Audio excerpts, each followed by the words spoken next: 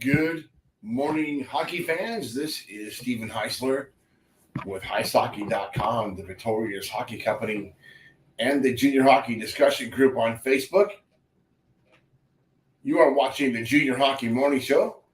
We are back from a long 4th of July weekend. Today is Wednesday, July 5th. Today's topic. Who am I? This show is on the World Sports Broadcasting Network, WSBN.TV, Twitter, YouTube, Facebook, more.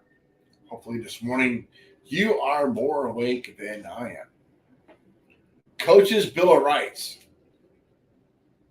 This could get heated. You have been watching this show or I've been reading my articles. Over the years, you already know that I'm a staunch supporter of players kind of guy. I'm also keenly loyal to a network of coaches that are also now friends. And it's been interesting to see how coaches are now being mistreated in ways that are beyond imagination. These guys are at the youth level, the junior level, the college level, and enough is enough. I've grown beyond tired of seeing owners that are always out for number one. Players are taken care of sometimes, but coaches are kind of left in the middle of the pile. Just to be a coach is challenging. It takes an extreme amount of time, energy, blood, pressure, passion, and even luck is needed just to get to coach at the junior levels. The last thing these guys expect once they get there is to be mistreated, to be disrespected. So today we're going to talk about a few things, suggestions to start the ball rolling, to establish maybe a relatively unsaid coach's Bill of Rights.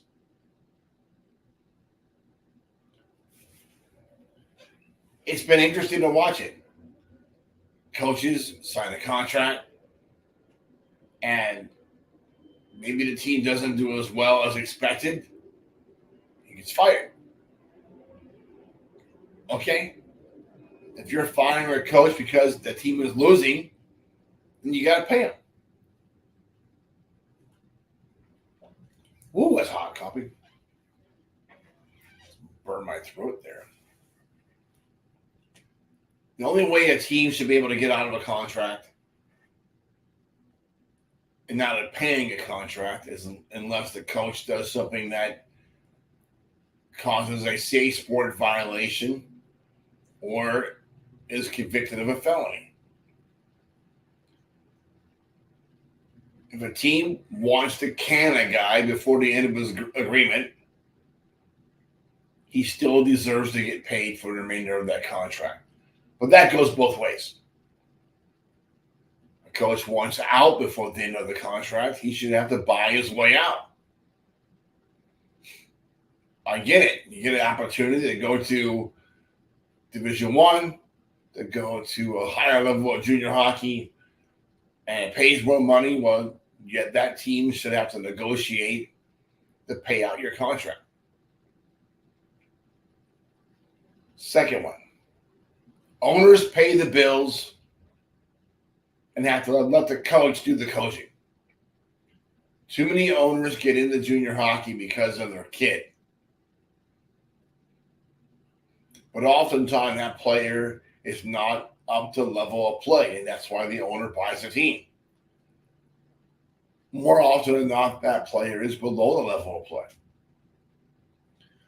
If he's good enough to make the team, so be it.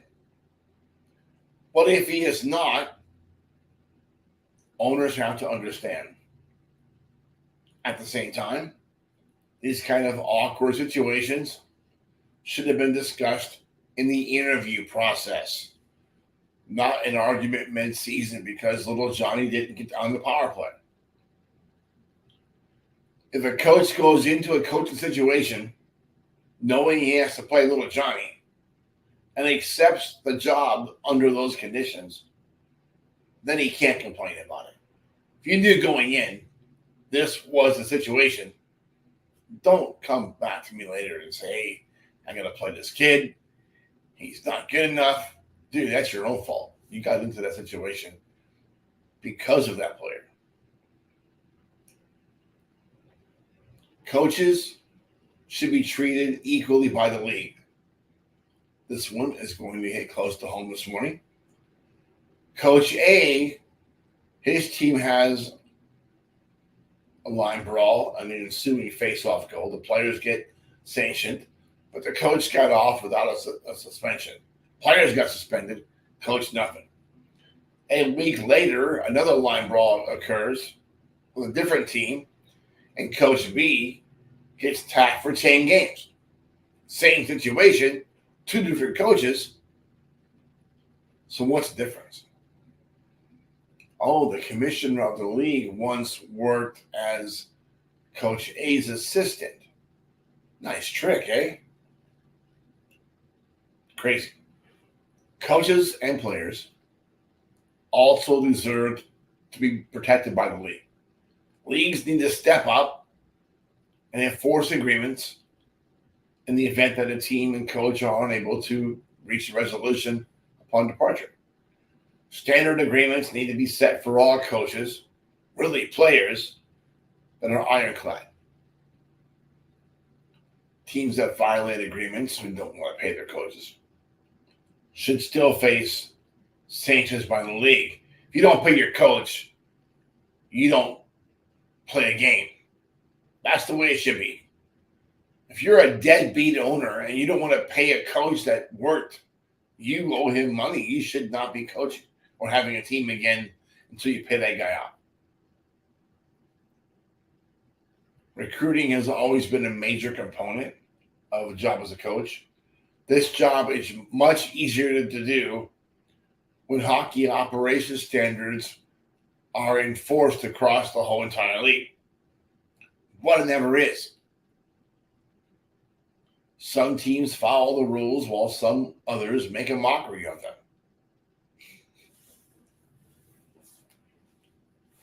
Coaches, I know you guys don't want to tell the story. You don't want to be that guy. You don't want to be named the guy that brought the owner down or maybe hurt a team.